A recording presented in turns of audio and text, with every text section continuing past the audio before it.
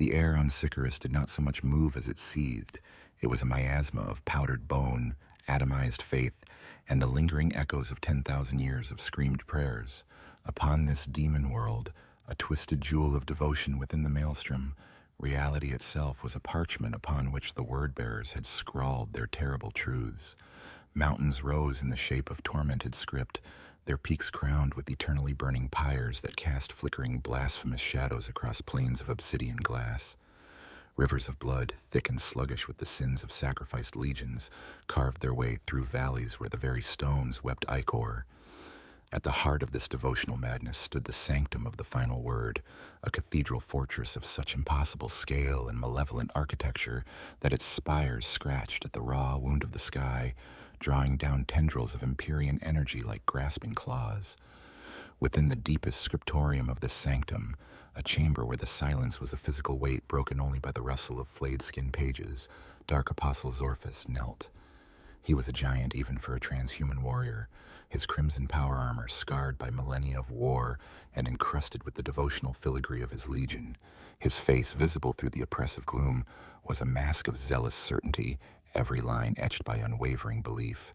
For centuries he had led the Unbound Liturgy, a war band that numbered in the tens of thousands, a true fragment of the original 17th Legion's might. They had burned worlds in the name of the primordial truth, raised monuments of screaming flesh to the pantheon, and yet Zorphus felt a deep, gnawing sense of incompletion. Their victories were ephemeral, their crusades mere ripples in the stagnant pond of the Materium. The Corpse Emperor's galaxy, for all its decay, endured. It was a prison, a cage of physical law and false order that muted the glorious symphony of chaos. Before him, resting upon an altar of polished bone, lay the prize of a century-long quest, the Testament of Dissolution. It had not been found in a single piece, but painstakingly reassembled from fragments scattered across forgotten worlds and the libraries of rival warbands. Its codex was bound in the hide of a slain Lord of Change. Its pages were sheets of hammered soul silver, and the script that covered them was Lorgar Aurelian's own, written in ink distilled from the tears of martyred imperial saints. The final shard of text had been prized from the dead hands of its Zenchian sorcerer lord after the brutal conquest of the Planet of 1,000 Lies, a war that had cost Zorphus a full third of his mortal soldiery and a score of his elite Terminator brethren. But the cost was nothing. The truth was everything. For weeks, Zorphus had immersed himself in the Testament's poison. His librarians had gone mad attempting to translate the outermost layers of its meaning, their minds shattering against the psychic wards laid by a Primarch. But Zorphus, whose faith was a blade honed on the whetstone of 10,000 years of hatred, could read it. He did not read it with his eyes, but with his soul. The words burned their way into his being, reshaping his perception of the universe. The scripture was not a battle plan or a strategic treatise. It was a theological manifesto of cosmic nihilism, a final, terrible revelation from his golden-skinned father. Lorgar wrote of a time before time, when the Immaterium and the Materium were one, a glorious and terrible ocean of infinite possibility.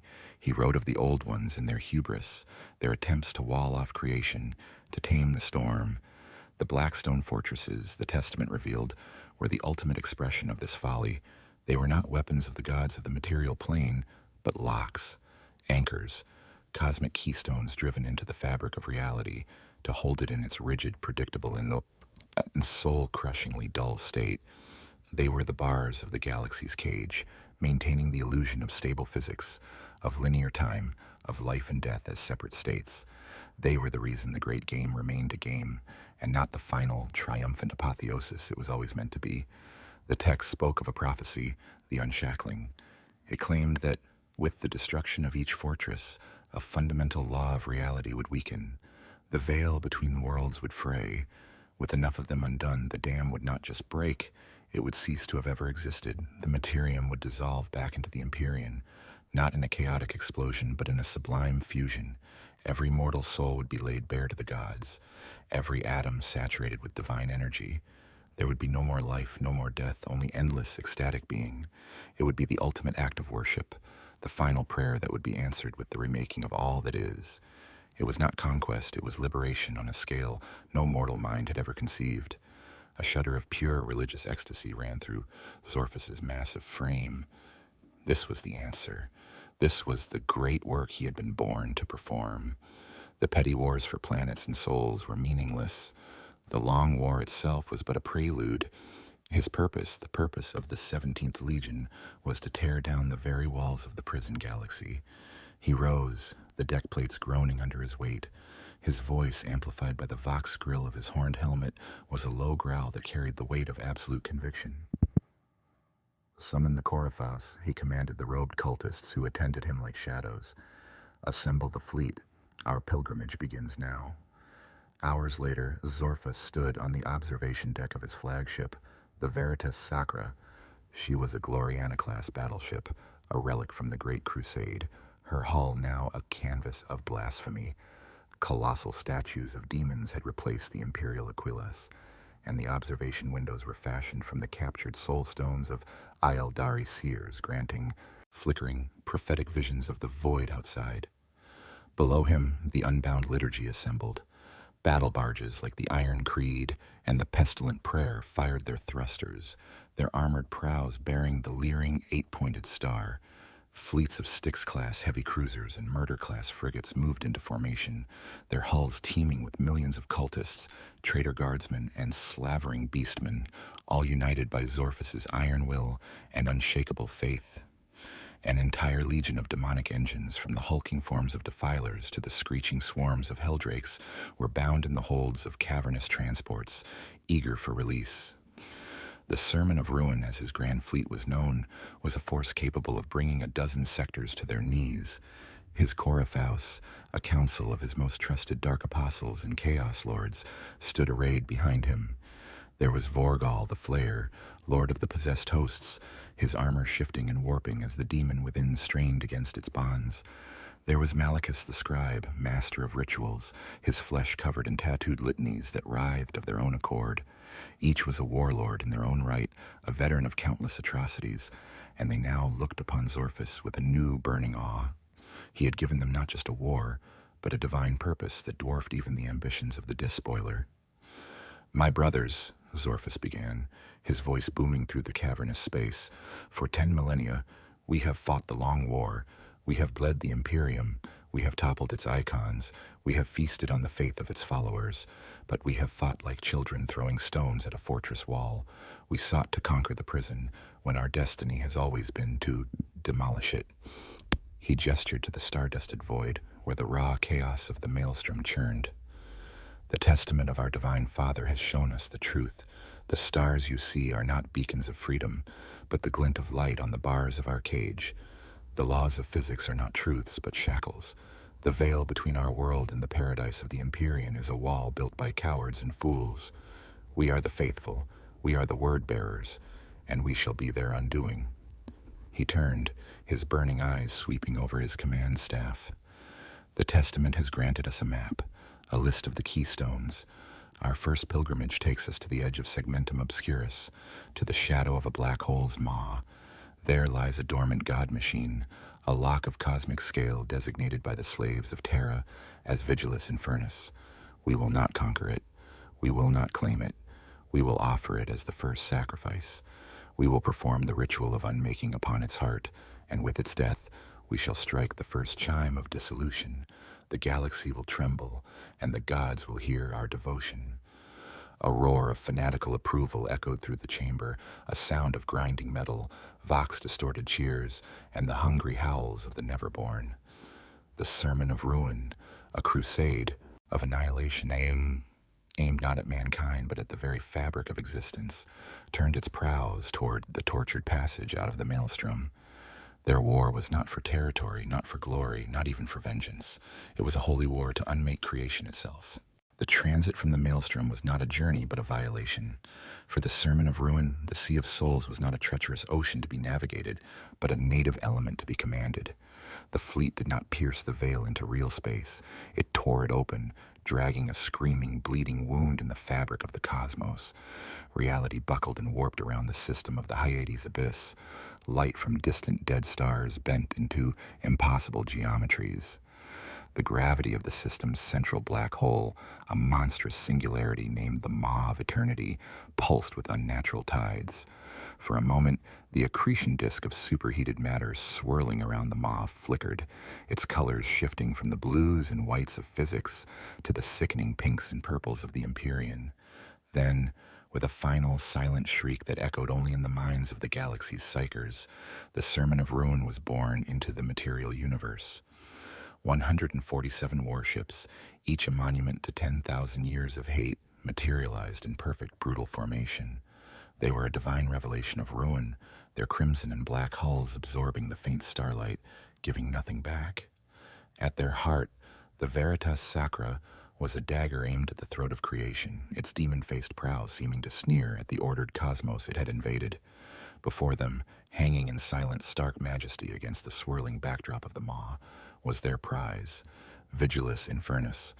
The Blackstone Fortress was a thing of sublime and terrifying beauty. It was a crystalline star, miles across, its surface a complex lattice of obsidian pylons and dormant energy conduits that seemed to drink in the light of the accretion disk. It was ancient beyond human comprehension, a silent testament to a war fought when the ancestors of mankind were nothing more than terrified primates cowering in caves. It orbited the Maw of Eternity with a grace that defied its own colossal mass, a sleeping giant in a gravitational cradle. A small, almost insignificant constellation of Imperial Navy vessels patrolled its periphery, the guardian dogs of a master they could never understand. This was the patrol fleet for the Blind Eye subsector, a component of the overstretched Bastion fleet's designated Task Force Epsilon. Its commander was Lord Admiral Kalen Vance, a man whose service record was as long and unblemished as the polished brass of his command throne aboard the Mars-class battlecruiser, Shield of Damocles. For 50 years, Vance had kept the peace in this forgotten corner of the galaxy. His enemies were Orc freebooters, Eldari corsairs, and the occasional Chaos Reaver crewed by madmen and pirates. He was a competent, decorated, and thoroughly unprepared man. The first indication of doom came not on an augur screen, but in a wave of collective nausea that swept through the bridge crew. Astropaths screamed and clawed at their eyes. Navigators writhed in their amniotic tanks as the pure, clean mathematics of space were corrupted by a hateful, living geometry. Then the alarms blared, a panicked, shrieking chorus. Before Vance could even demand a report, the enemy was simply there. The empty void of space had been replaced by a wall of armored heresy, appearing from nowhere at point-blank range. "All hands to battle stations." Vance's voice was a steel whip, cutting through the initial shock. "Identify hostile contacts, signal the Aegis station, full power to the void shields." The orders were textbook, precise, and utterly futile. Before the Shield of Damocles could even bring its main batteries to bear, the word-bearers fired. It was not a volley. It was a sermon of damnation delivered in plasma and high explosives. The lance batteries of the Veritas Sacra did not fire beams of pure energy. They unleashed shrieking incandescent bolts of raw emotion, tendrils of concentrated hatred that screamed across the void. Where they struck the void shields of the Imperial ships, the ethereal barriers did not just overload. They curdled, bursting into shimmering clouds of spectral, weeping faces before failing completely. Macro-cannon shells, each the size of a municipal hab block, followed. These were not inert slugs of adamantium. They were vessels of corruption. Upon impact with the hull of the dauntless light cruiser Valiant Heart, they did not merely detonate. They burst open like rotten fruit, spewing forth torrents of demonic bile that dissolved armor plating and ignited the very air within the ship. Other shells were packed not with explosives, but with the bound spirits of lesser demons, which erupted in a wave of psychic terror that caused entire gunnery crews to turn their weapons on one another in a cacophony of panicked screams and fratricidal violence. "Return fire, target their lead vessel, by the throne, make them pay," Vance roared, his knuckles white on the arms of his throne. The Imperial fleet responded with disciplined fury. Lances of pure golden light stabbed out from the Shield of Damocles. Squadrons of Starhawk bombers launched from the hangars of his two Dictator-class cruisers, their ordnance blessed and their pilots grimly determined. It was a valiant, noble effort, like a master swordsman facing a tidal wave. The word-bearer's fleet absorbed the Imperial attack with contemptuous ease. Warp-infused shields shimmered, deflecting lance strikes. Squadrons of screeching helldrakes, biomechanical dragons of hate, fell upon the Starhawk bombers and tore them from the sky in blossoms of fire. Then came the second phase of the Word-Bearers' assault. From the bellies of their cruisers, a storm of assault claws and boarding torpedoes was unleashed. They were not aimed at critical systems, they were aimed at the living flesh within the Imperial ships. On the sword-class frigate Stalwart Fury, a boarding torpedo breached 3 decks before detonating its melt-a-charge. But instead of an explosion, the corridor was filled with a thick, cloying mist. From the mist strode the Gal Vorbak, the blessed sons of Lorgar, their Terminator plate warping and shifting as the demons within flexed their immaterial muscles. They fell upon the ship's armsmen with chain fists that dripped with warp fire and combi bolters that spat cursed soul-seeking rounds. The corridors of the Stalwart Fury became a slaughterhouse where faith and duty were dismembered by living blasphemy. Aboard the Shield of Damocles, Lord Admiral Vance watched his command fall apart on the tactical display. Red runes signifying catastrophic damage and biosigns extinguished blinked across the board like a pox. The valiant heart was venting its atmosphere, its internal compartments consumed by demonic fire. The Stalwart Fury had gone silent. 2 of his Cobra destroyers had simply been erased from existence by a broadside from a Styx-class cruiser that seemed to warp the space around them. His vox was a chaos of dying screams, final prayers, and the triumphant, hate-filled litanies of the enemy. "They are not pirates," he whispered, a cold dread seeping into his heart, a dread that no amount of training or service could dispel. "This is a legion." A shudder ran through his own ship, a deep grinding impact that spoke of a mortal wound. A trio of assault claws had latched onto the Shield of Damocles' port side, near the main ammunition storage. Heavy, rhythmic impacts echoed through the hull, the sound of breaching charges. "Repel boarders, all available hands to port 7. Seal the magazines," Vance commanded. But he knew. He saw the cold, predatory way the enemy fleet moved, the sheer, overwhelming force they had brought to bear. This was not a battle. It was an execution. They had been judged, found wanting, and sentenced to death. The doors to the bridge irised open, but not for a desperate runner with a message. Vorgol the Flayer, Lord of the Possessed, filled the entrance. His armor was a mockery of Terminator plate, fused with bone and sinew, constantly flowing and reforming. Horns of brass grew from his helmet, and a cloak of freshly flayed skin, its previous owners still faintly whimpering, hung from his shoulders. Behind him, a tide of red-armored chosen warriors and gibbering cultists surged onto the bridge. The bridge crew died bravely. Officers drew their last pistols, their shots sizzling uselessly against the ceramite and demonic flesh of the invaders. The Adeptus Mechanicus engineers fought with power axes, their machine prayers turning to static-laced screams as they were cut down. Vance himself rose from his throne, his Archaeotech power sword humming to life. He was an old man, but he was a Lord Admiral of the Imperial Navy, and he would not die cowering. He lunged, his blade meeting Vorgol's lightning claw in a shower of sparks. The Chaos Lord simply laughed, the sound a wet guttural mockery of mirth, and swatted Vance's blade aside. A single contemptuous backhand sent the Admiral flying across the bridge, his body crashing against the tactical display in a spray of blood and broken bone. As his vision faded, Lord Admiral Vance's last sight was of the serene, terrible beauty of the Blackstone Fortress, framed in the soul stone window of the Veritas Sacra, which now loomed outside his own bridge. The enemy ships were already moving past the burning, crippled wrecks of his fleet, ignoring the life pods, ignoring the survivors. Their attention was fixed entirely on the silent crystalline star. In that final moment, Vance understood. They hadn't come for him. They hadn't come for his ships or this sector. His entire fleet, his entire life's work, had been nothing more than dust to be swept aside before the true work could begin. His death and the death of his 10,000 men was an irrelevance. With the insignificant gnat swarm of the Imperial Navy smeared into a nebula of cooling wreckage and frozen corpses, the Sermon of Ruin completed its encirclement of Vigilus Infernus. The fleet did not hold a standard blockade orbit, but arranged itself into a vast 8-pointed star, a deliberate and unholy constellation with the Blackstone Fortress as its sacrificial heart. From the soulstone windows of the Veritas Sacra, Dark Apostle Zorphus gazed upon the silent monolith, He could feel its power, a deep sleeping thrum of cosmic law that resonated in the very marrow of his ancient bones. It was the antithesis of chaos, a symphony of perfect, sterile, and unbearable order. It was a prison wall made manifest, and he was the safecracker who had come to blow the lock. The first verse of the unmaking begins. Zorphus broadcast across the fleet, his voice a calm, resonant harbinger of the storm to come. Let the stone scream, let the foundations of the cage tremble. The response was immediate and violent.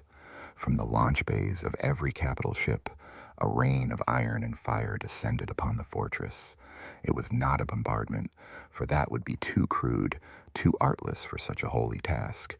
This was an insertion, an act of violation, thousands of Dreadclaw drop pods, their outer hulls screaming, as they burned through the non-existent atmosphere, plunged towards the crystalline surface.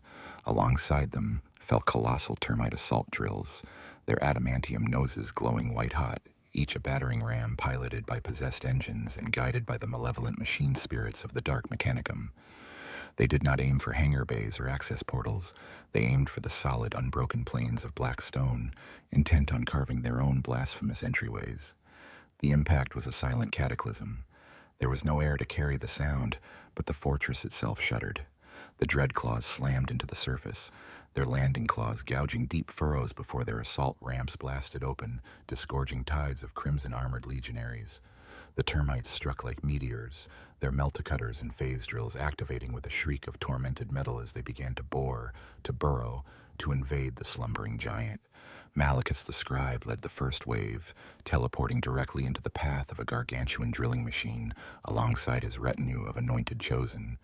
The interior of Vigilus Infernus was a place of profound and chilling emptiness. The corridor they found themselves in was a perfect hexagon, stretching for miles in either direction, its surfaces polished to a mere sheen that reflected nothing. The air was cold, sterile, and utterly still. Sound was deadened, each footstep and vox click swallowed by an oppressive silence. It was a tomb, ancient and inviolate. The silence of order is the silence of death, Malachus hissed, his voice a dry rustle of parchment. We shall give it a voice. We shall teach it to scream our praise. The work began. Legionaries with heavy-duty mining lasers and plasma cutters began to carve into the walls, not with engineering precision, but with ritualistic fervor. They did not cut sections, they carved colossal, leering demonic faces, flowing Colchesian runes, and the 8-pointed star of chaos undivided. The drilling machines, their progress marked by tremors that shook the entire substructure, were simultaneously carving a helical scripture of damnation into the very tunnel they created. Behind the vanguard, tech priests shackled to the Unbound Liturgy began to assemble the unmaking charges. These were not mere explosives. Each was a complex device containing a bound demon of pure rage, trapped within a stasis field and surrounded by psychoconductive catalysts. When detonated, they would not explode in a physical sense. They would release a wave of pure, concentrated warp energy, a spiritual poison designed to kill a god machine. For hours, the only response from the fortress was silence. The word-bearers pushed deeper, their desecration spreading like a cancer through the ancient, sterile corridors. They established beachheads, fortified junctions, and began the laborious process of hauling the unmaking charges towards the primary energy conduits that the Testament of Dissolution had identified deep within the fortress's core. The sheer scale was inhuman. Corridors were canyons, chambers were artificial stars, and the transit between them required dedicated transport vehicles. Then, Vigilus Infernus began to wake. It started not with an alarm, but with a hum, a low, resonant frequency that vibrated not in the ears, but in the soul. It was a note of pure, mathematical revulsion, the sound of a perfect system detecting a fatal impurity. The runes carved by the legionaries began to bleed, not with blood, but with light, a sickly, emerald luminescence that fought against the holy crimson of their armor. The hum grew, rising in pitch until it became a piercing shriek that vibrated on the edge of perception. The fortress's defenses activated. From the seamless black walls, shapes began to emerge. They were not constructs of metal or flesh, but of solidified geometry and captive light. crystalline entities, sharp-angled and multifaceted like monstrously oversized gemstones, phased into existence. They were the geodesic sentinels, the silent guardians of the Blackstone. They hovered silently, their bodies refracting the beams of the word-bearers' headlamps into 1,000 dazzling, disorienting shards of light. A Chaos Marine, a veteran of 1,000 battles, raised his bolter and fired. The shell struck the nearest sentinel and was simply absorbed into its crystalline structure, vanishing without a trace. The sentinel responded. It did not fire a laser or a projectile. A beam of pure, shimmering distortion lanced out from its core. It struck the legionary in the chest. He did not explode or fall. His ceramite armor, his flesh, his very bones transmuted instantly into the same black crystalline material as the fortress walls. For a second he stood as a perfect obsidian statue, his face a mask of screaming agony, before he shattered into a million pieces with a sound like tinkling glass. Panic, a rare and unwelcome emotion, flickered through the word-bearers' ranks. They fired their weapons, bolters, plasma guns, melta-charges, and the sentinels either absorbed the energy or phased through the attacks, their alien forms shimmering for a moment before resolidifying. The sentinels' counterattack was devastatingly effective. Beams of crystallized time struck squads, aging them to dust in an instant. Waves of sonic despair washed over others, causing legionaries to claw at their own helmets and collapse, their minds broken. Then reality itself became a weapon. A corridor ahead of an advancing column of warriors looped back on itself, trapping them in an endless, repeating march, their own confused vox calls echoing back at them from moments before. Gravity in a vast hangar base suddenly reversed, then quadrupled, smashing a defiler war engine against the ceiling with enough force to turn it into a flattened wreck of metal and demonic flesh. A squad of raptors, confident in their jump packs, leaped across a chasm only to find themselves frozen in a bubble of dilated time, moving so slowly they appeared as statues suspended in midair. This was a war not against an army, but against the fundamental laws of the universe. The inner corridors of Vigilus and Furnace had become a slaughterhouse of impossible physics and alien vengeance.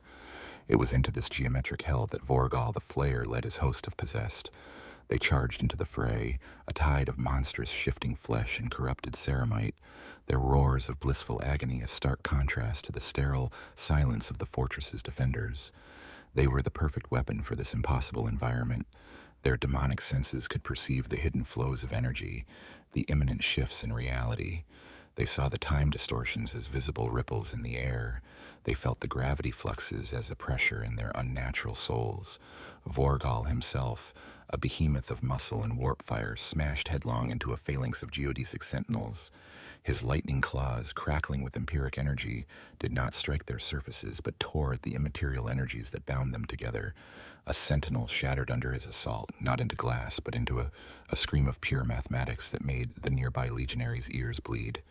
The other possessed followed his lead, their mutated limbs and demonic weapons finding purchase where bolter shells could not. They did not fight the fortress's defenses. They communed with them in a shared language of madness, meeting impossible geometry with biological impossibility. From his throne, Zorphus watched the casualty reports climb at a horrifying rate. Entire companies were being written off, not listed as killed in action, but as lost to paradoxical events or transmuted to inert matter. But his face remained a mask of serene conviction. Every legionary shattered into crystal, every soul trapped in a time loop was a sacrifice.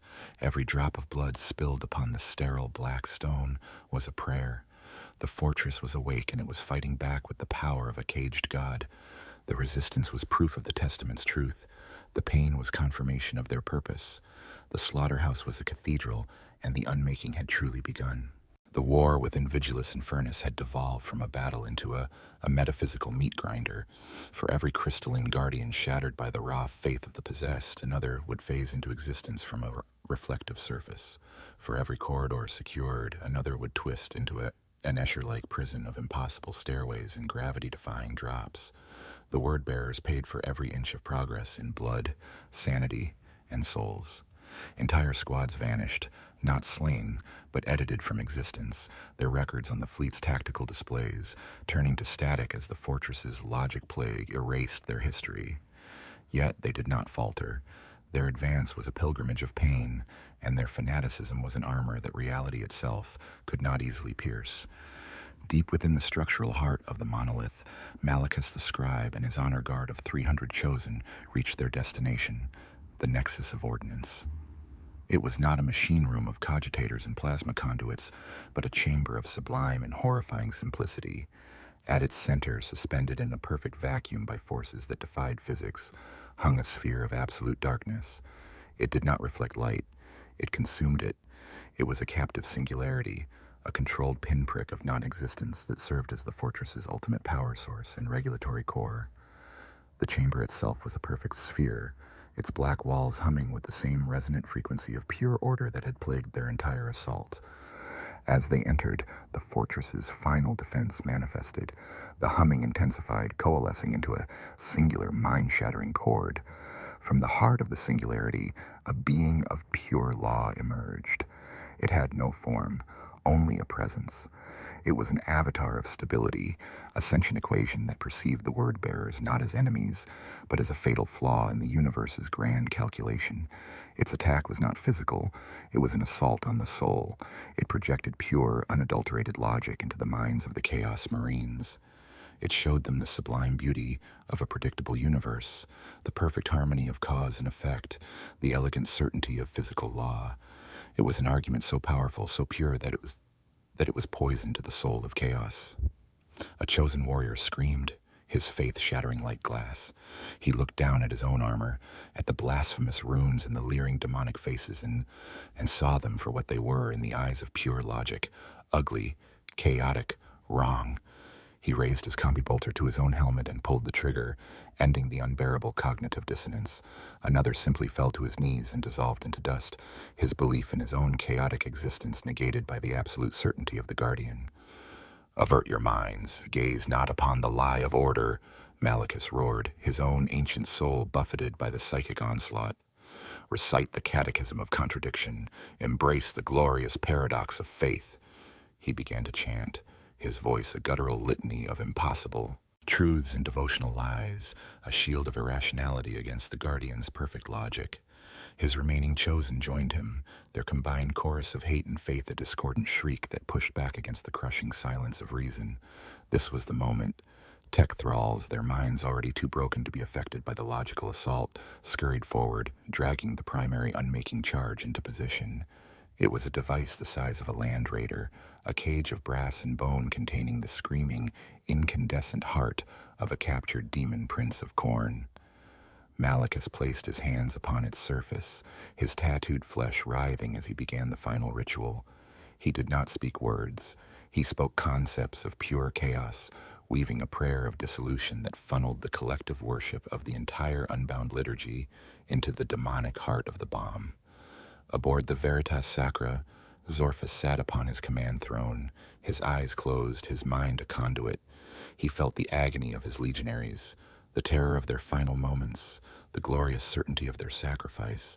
He gathered it all, every death, every prayer, every curse, and channeled it as a torrent of spiritual energy across the void, empowering Malachus's ritual. He felt the fortress pushing back, its cold, implacable logic threatening to overwhelm him. It was a battle of wills on a cosmic scale, the faith of 10,000 years of heresy against the ancient silent law of a dead civilization. With a final, soul-tearing scream that echoed in both the Materium and the Immaterium, Malachus completed the ritual. The stasis field on the unmaking charge failed. The demon prince within, gorged on the psychic energy of a legion and maddened by its confinement, detonated in a silent spiritual supernova. For the warriors inside the Nexus, there was no explosion. There was only a moment of absolute, sublime union.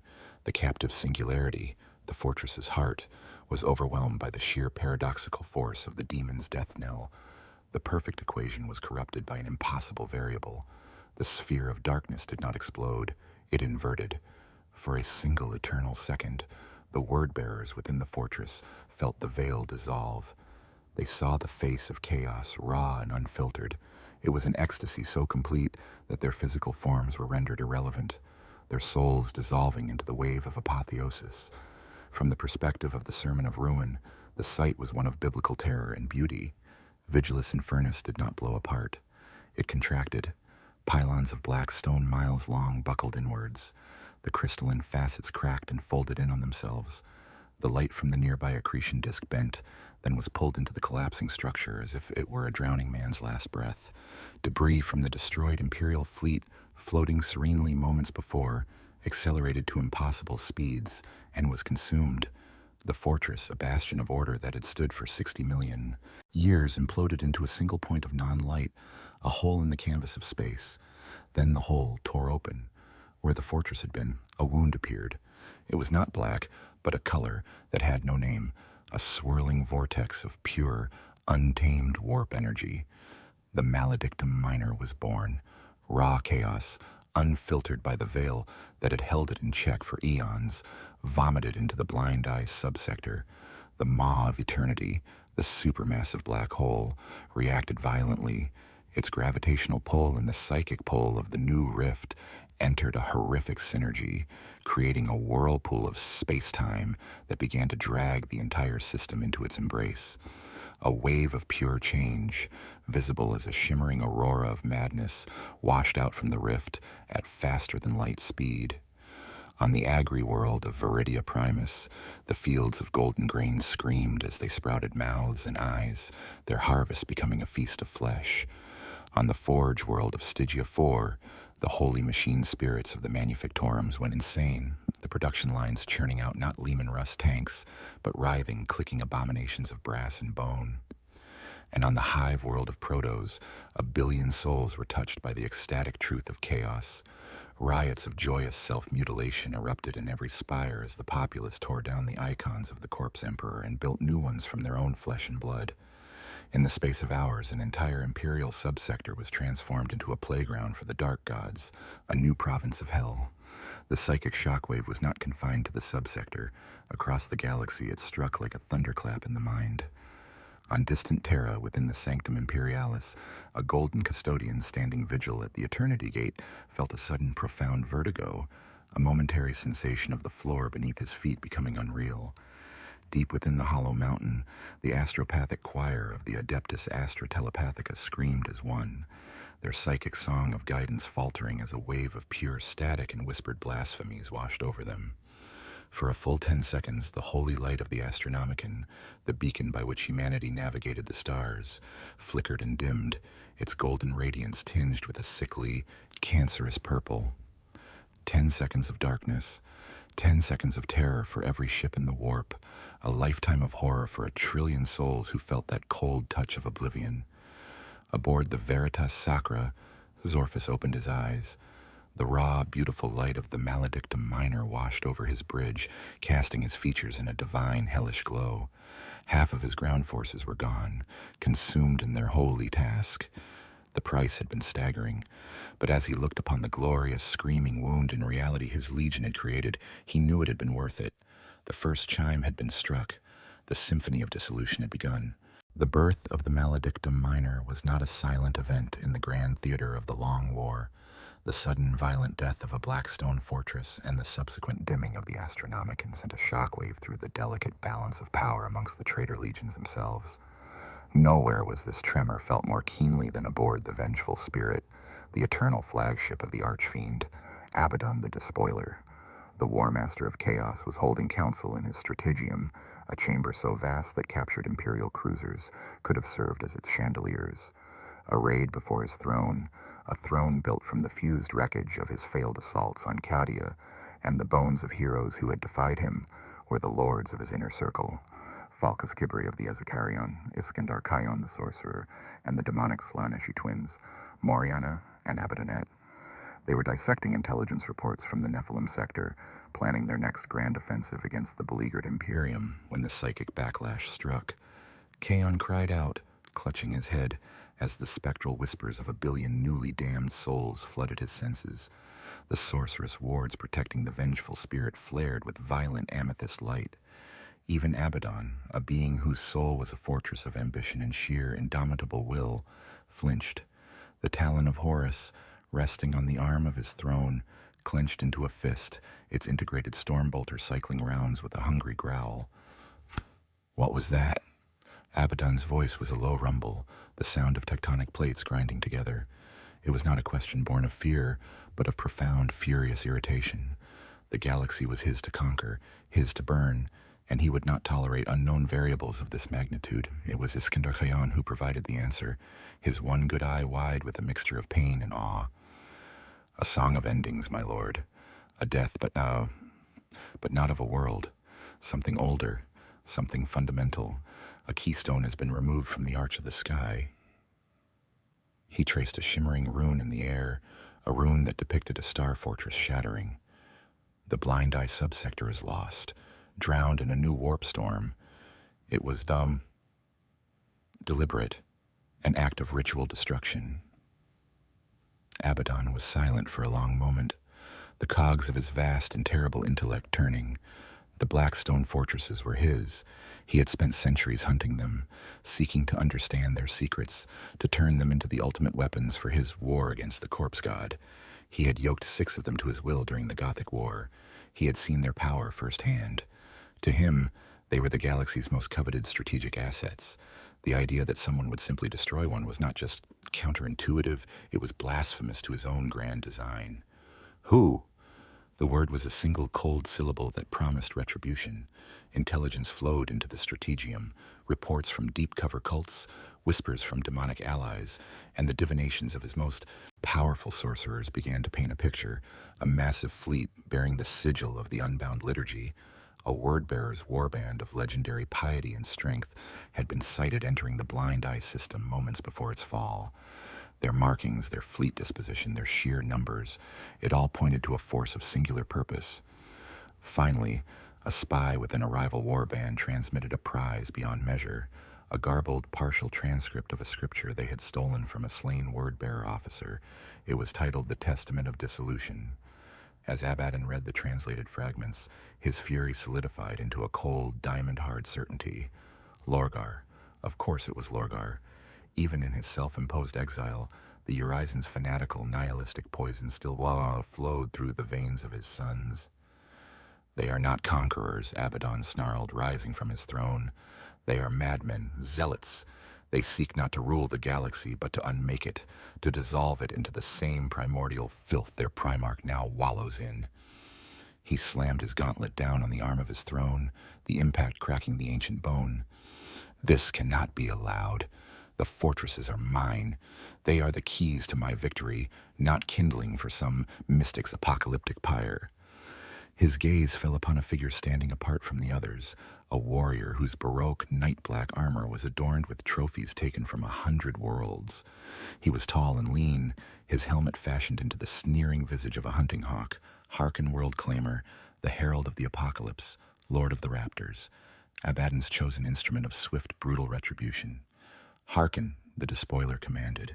Gather your hosts, take the swiftest ships of the fleet, the harbinger of doom, the claws of damnation, and a full complement of the Black Legion's finest. I want you to find this dark apostle Zorphus and his sermon of fools. Hearken stepped forward and knelt, the gesture one of perfect predatory subservience. And my purpose, War Master?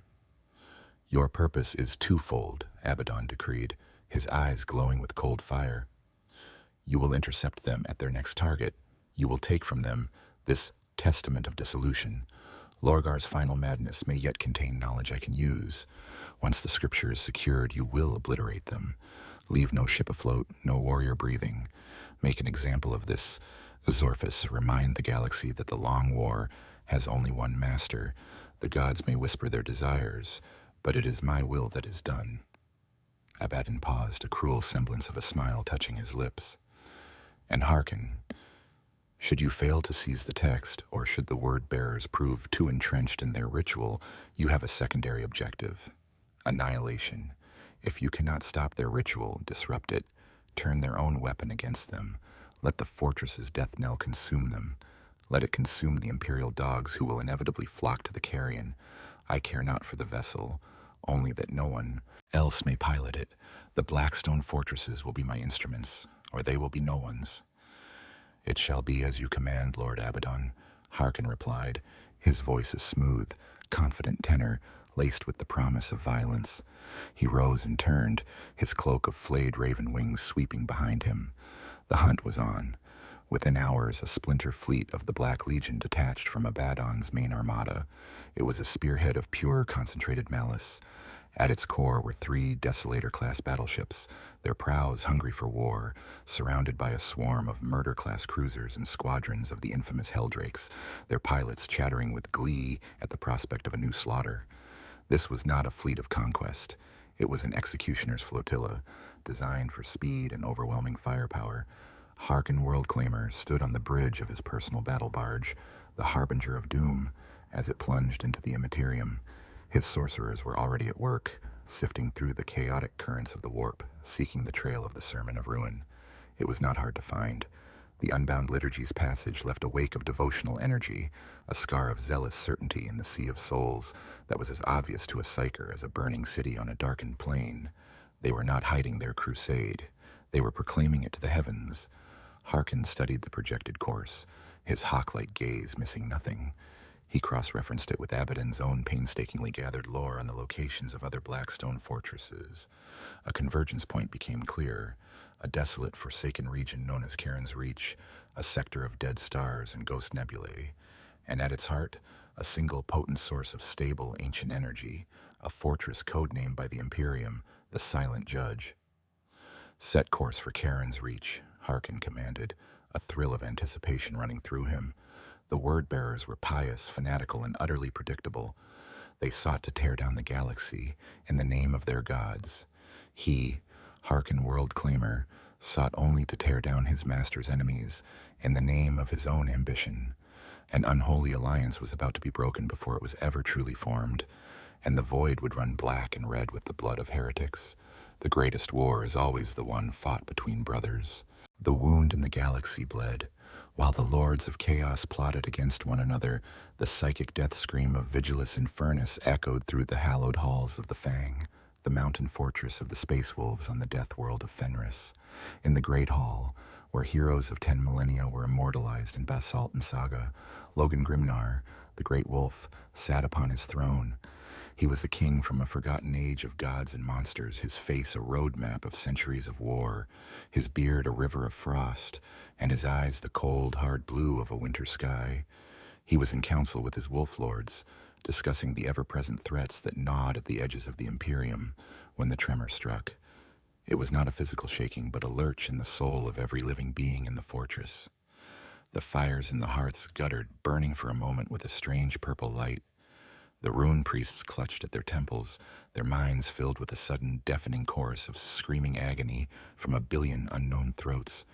Njal Stormcaller, the Lord of Tempests, staggered, his oaken staff striking the stone floor with a crack like thunder.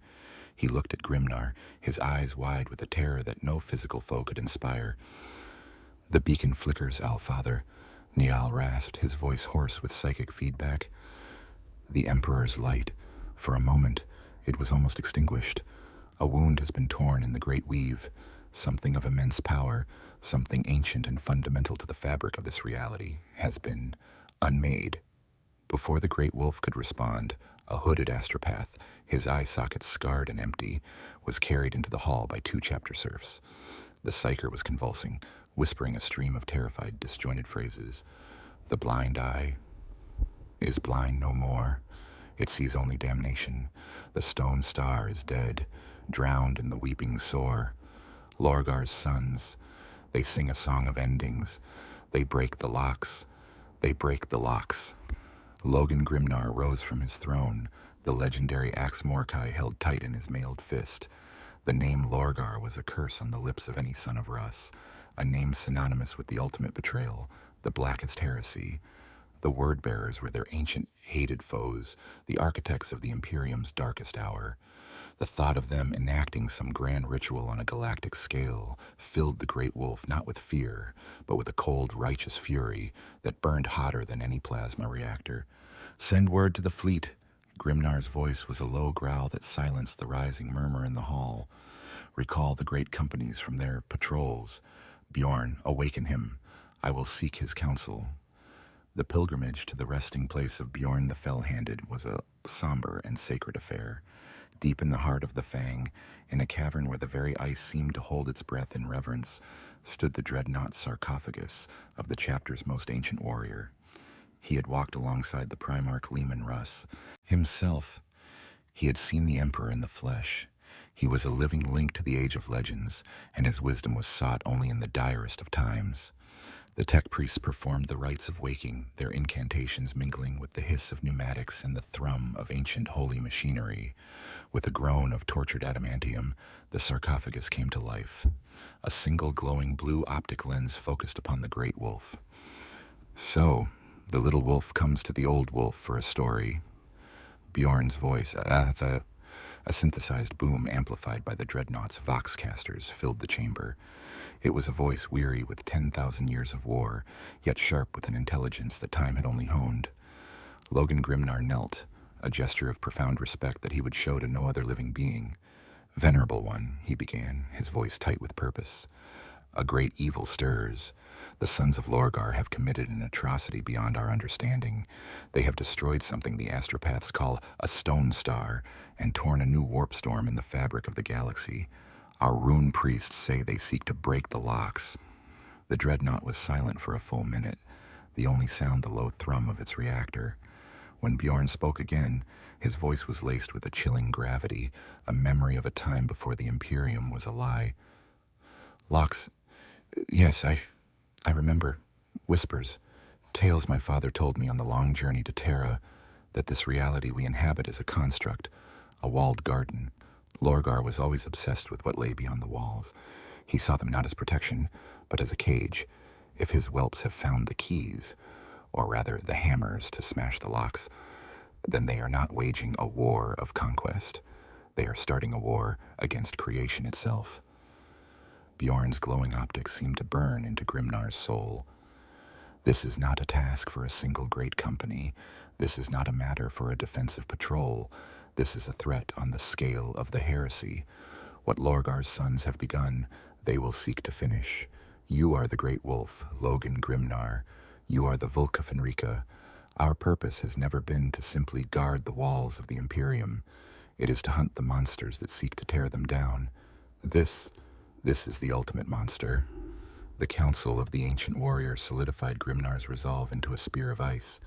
He returned to the great hall, his purpose now absolute.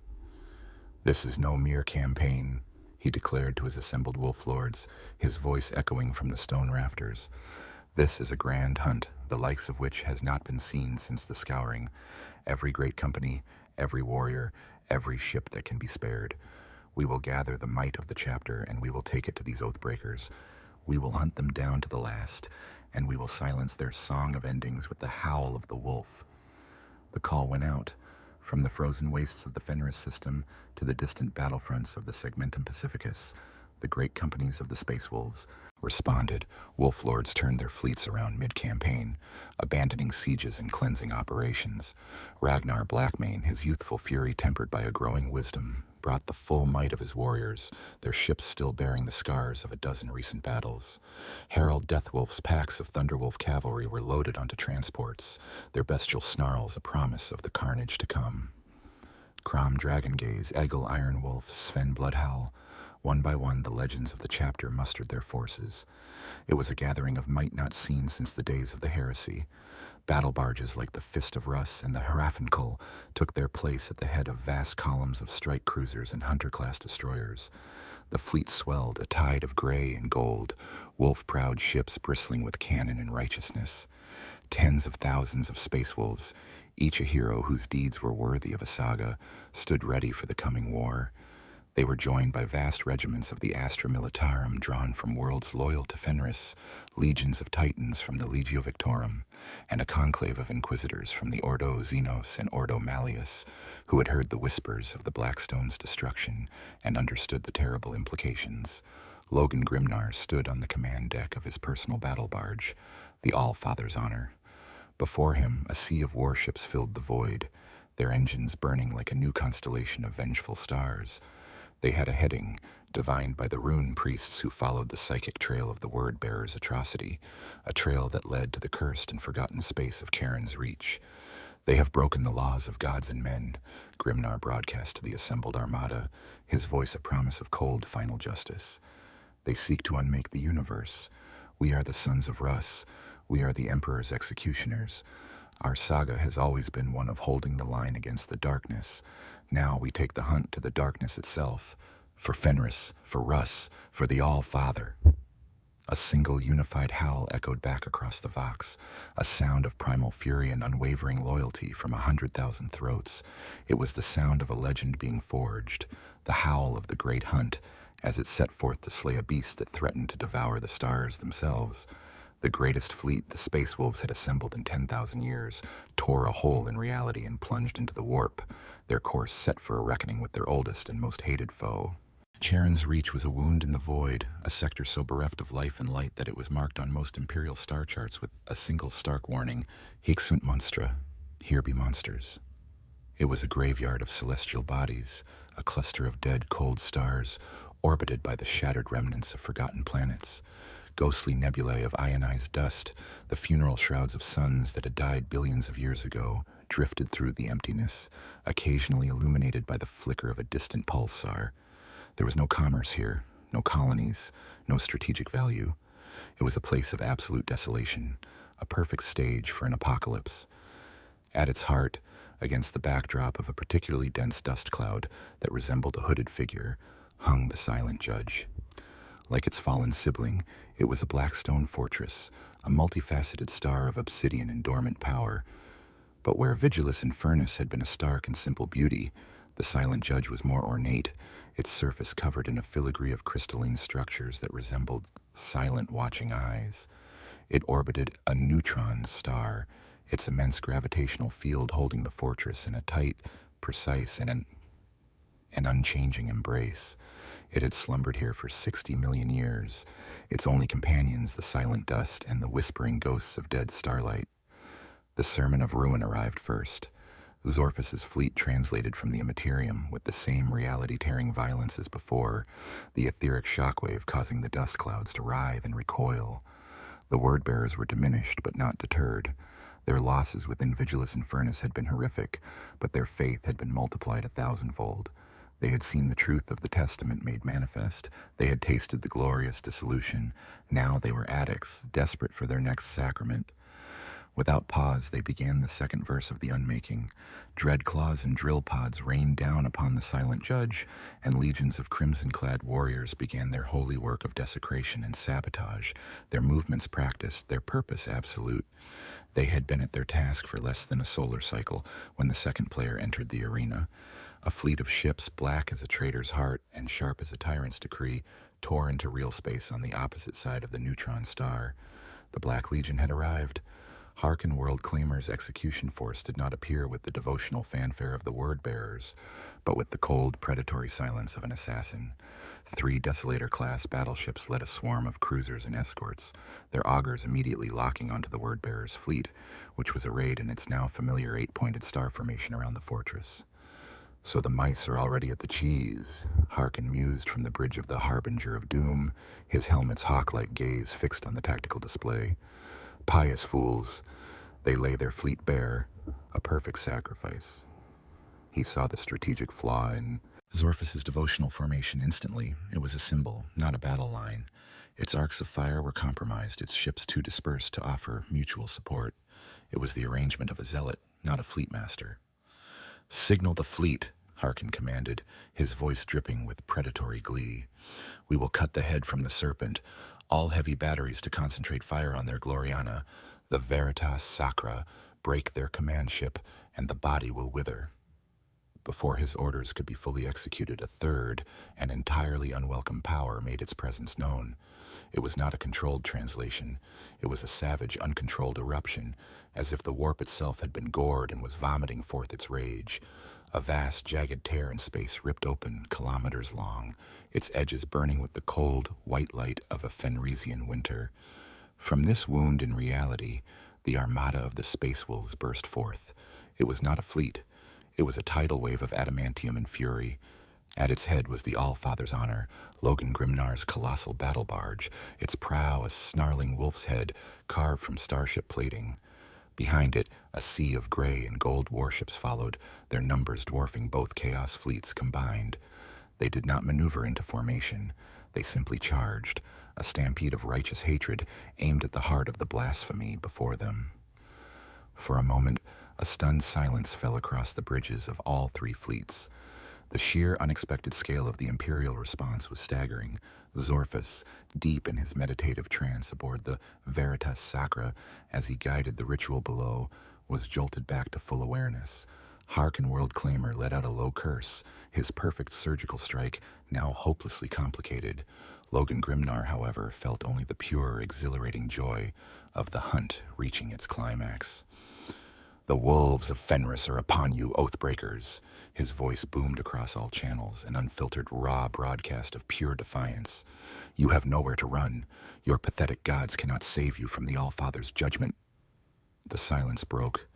Three fleets, representing three utterly irreconcilable ideologies, opened fire simultaneously. The desolate void of Charon's Reach, which had not seen a flicker of true light in a billion years, was instantly transformed into a maelstrom of incandescent violence. Zorphus, his initial shock replaced by cold, fanatical resolve, gave his orders. "The ritual must not be disturbed. All ships, hold your positions. We are the anvil upon which the faithless will be broken. Defend the judge." The Word-Bearer's fleet, locked in its symbolic formation, became a series of static fortresses, their guns blazing at any target that came within range, Imperial or Black Legion. Their gunners chanted litanies as they fired, each volley a prayer of hate. Harken, ever the opportunist, adapted his strategy in a heartbeat. "The wolves have made us a gift," he announced to his fleet.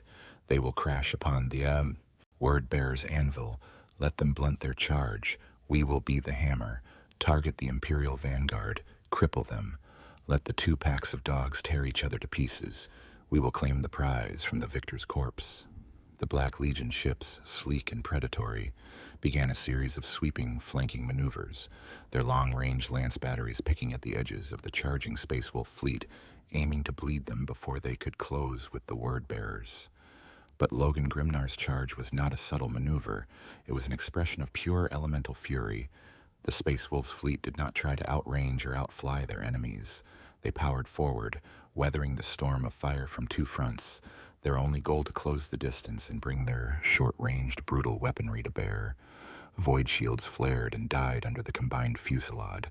Strike cruisers caught in the crossfire between Black Legion lances and Word-Bearer macro cannons were turned into expanding spheres of plasma and wreckage. Yet for every ship that died, two more surged forward to take its place. The Void became a charnel house. A Black Legion cruiser, the Spiteful Talon, was ripped in half by a full broadside from Grimnar's own battle barge. A Word-Bearer's battle barge, the Iron Creed, found itself beset on both sides, its shields failing under a torrent of fire from Space Wolf cruisers as Black Legion Helldrakes swarmed its superstructure, tearing it apart piece by piece. Imperial Thunderhawk gunships, flying in tight wolf-pack formations, dueled with Chaos fighters amidst the debris, their heavy bolters chewing through corrupted hulls. Boarding torpedoes and assault claws were launched in their hundreds, turning the naval battle into a series of brutal, ship-to-ship struggles. The silent, dead sector screamed with the cacophony of a war that pitted the Imperium's oldest guardians against the fractured, internecine hatred of the arch-enemy. The tripartite front had been drawn, and the Battle of the Dead Stars had begun in earnest. The Battle of the Dead Stars was not a strategic ballet of maneuver and counter-maneuver. It was a bar fight in a collapsing building, a chaotic three-way brawl where friend and foe blurred in the fury of combat. The void was no longer black, but a strobing hellscape of lance beams, plasma discharges, and the silent, blossoming fireballs of dying warships. Vessels of 100 different classes and allegiances wheeled and bled amongst the ghostly nebulae, their death agonies briefly illuminating the dust clouds like flashes of lightning in a storm. The Space Wolves pressed their charge with a ferocity that bordered on the suicidal. Logan Grimnar's strategy was as simple and direct as the edge of an axe: break the enemy's center. He ignored the harassing fire of Harken's flanking fleet, accepting the losses as the necessary price of closing with his true foe. The All-Father's Honor was a beast of pure aggression, its reinforced prows smashing through the defensive screen of the Word-Bearer's fleet, its dorsal weapon batteries that could crack a continent, fired salvo after salvo at point-blank range into the hulls of Word-Bearer cruisers. The void around the Imperial flagship became a kill zone where any Chaos vessel that strayed too close was pummeled into scrap by the sheer, focused weight of its firepower. Aboard the Harbinger of Doom, Harkin Worldclaimer watched the Volk of Enrica's savage advance with a predator's appreciation. "Magnificent fools, he murmured, observing the All-Father's Honor shrug off lance strikes that would have crippled a lesser vessel. They fight with the heart, not the head, and their heart is about to be ripped out. He had allowed the Space Wolves to commit, to overextend, to become fully entangled with the fanatical word-bearers. Now he sprung his trap. All ships, he commanded, his voice cutting through the din of his own bridge's battle hymns. Execute the Talon's grasp. Converge on the Imperial flagship. Ignore their escorts. Kill the head wolf, and the pack will scatter. The Black Legion fleet, which had been harrying the flanks, suddenly turned. Their movements were a symphony of disciplined violence, a stark contrast to the brawling chaos of the other two fleets. They moved as one, a closing fist of black and gold, their prows all turning to face the now beleaguered All-Father's Honor. A pincer movement on a sector-wide scale began to close. Lance batteries from 24 cruisers converged on Grimdark's flagship, their beams weaving a net of pure energy around the vessel. Void shields, already strained from the charge against the word-bearers, began to fail, one after another, under the focused, systematic assault. Logan Grimnar saw the trap close, his tactical display a sea of red proximity warnings. His ship was caught between the static, stubborn line of the word-bearers and the collapsing pocket of the Black Legion. He let out a booming laugh that echoed across his own. Bridge. "So the jackals think they have the old wolf cornered, he roared. "They have forgotten that a cornered wolf is the most dangerous beast of all. All power to the engines, ramming speed. We will make our own door through the Veritas Sacra." It was a move of sublime, insane audacity. The engines of the All-Father's Honor flared with the light of a captive sun. The colossal battle barge did not turn or evade. It accelerated, plunging directly towards the heart of the word-bearer's formation, towards Zorphus's own Gloriana-class command ship. It was a charge of such raw, unexpected violence that it threw both Chaos fleets into disarray. Word-bearer ships that were too slow to move were simply swatted aside, their hulls buckling and breaking against the prow of Grimnar's vessel. Aboard the Veritas Sacra, alarms blared. Zorphus, who had been focused on the ritual below, was forced to turn his full attention to the naval battle. He saw the wolf prow of the Imperial flagship growing in his soulstone windows, a vision of imminent physical damnation. "All forward batteries, fire at will. Repel them! Brace for impact!" The two flagships, relics from the dawn of the Imperium, titans of the void, met in a cataclysm of screeching, groaning metal. The All-Father's Honor's reinforced prow, forged in the fires of Mars, slammed into the port side of the Veritas Sacra, which had been corrupted and rebuilt with warp-forged demon steel on Sycharis. The impact was an earthquake in space, and on the bridges of both ships, crewmen were thrown from their stations. Lights flickered and died. Entire decks collapsed, venting atmosphere and bodies into the void. The two colossal vessels became locked together, a single struggling entity of faith and fury, their cannons firing directly into each other's superstructures at point-blank range. The rest of the battlefield reeled from the collision. The word-bearers' formation, their command ship crippled and ensnared, finally broke. Some ships surged forward to aid their flagship, engaging the Space Wolf vessels now swarming the locked behemoths. Others, their command structure shattered, began to fight their own individual battles, turning their guns on the nearest Black Legion or Imperial target.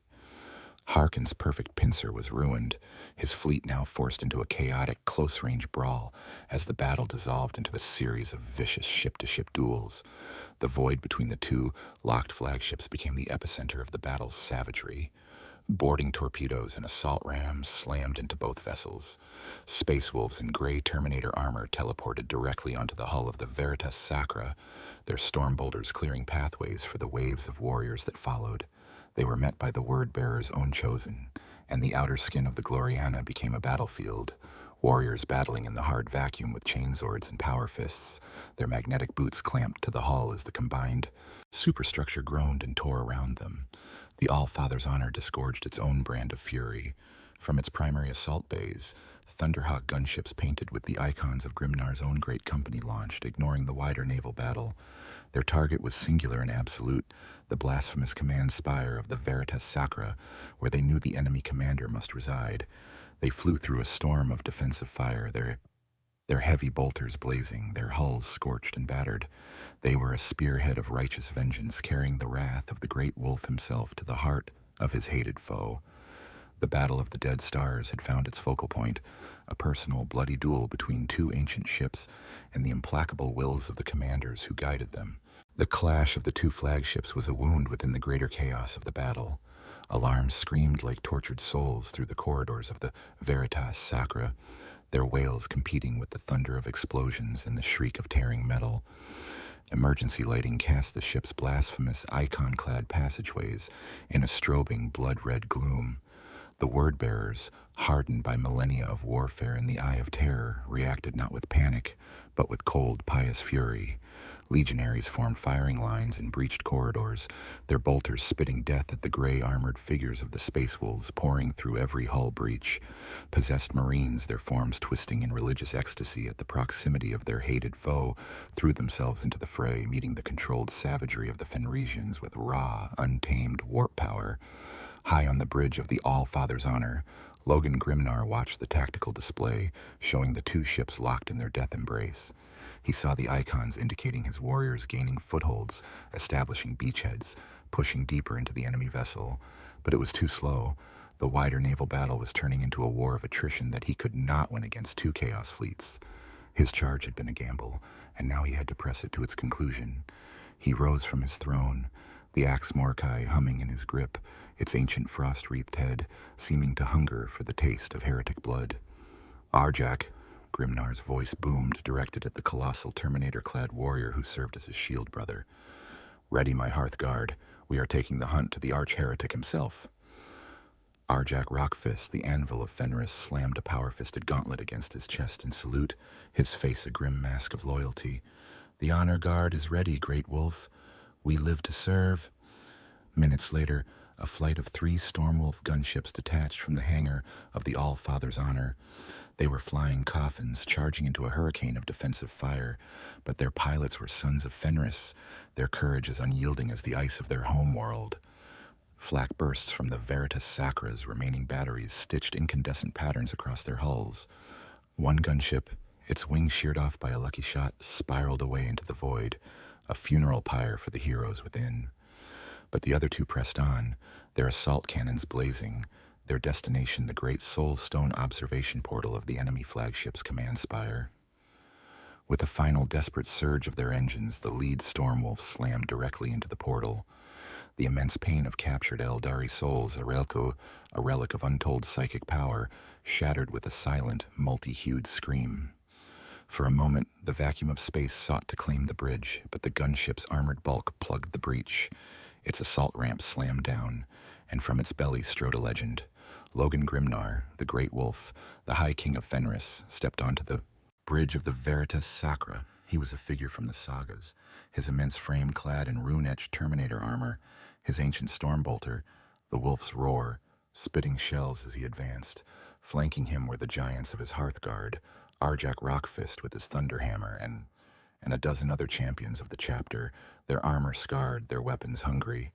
The air on the bridge, thick with the scent of ozone and cloying incense, was instantly filled with the clean, cold fury of Fenris. The word-bearers on the bridge, the elite Coryphaus and Chosen who formed Zorphus's inner circle, were momentarily stunned by the sheer audacity of the assault. Then, their shock turned to hate. They raised their own weapons, a chorus of blasphemous war cries echoing from their vox grills, and charged to meet the invaders. The bridge of the Veritas Sacra became a microcosm of the entire battle. It was a clash of absolutes. The stoic, controlled fury of the Space Wolves met the zealous, ecstatic hatred of the Word-Bearers.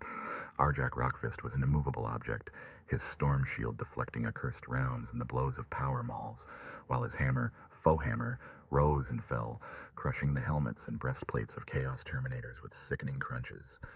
Logan Grimnar was an unstoppable force.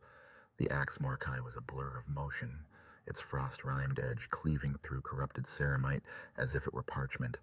He fought with the economy of motion of a master who had practiced his art for centuries, every parry a prelude to a killing blow, every swing a final judgment.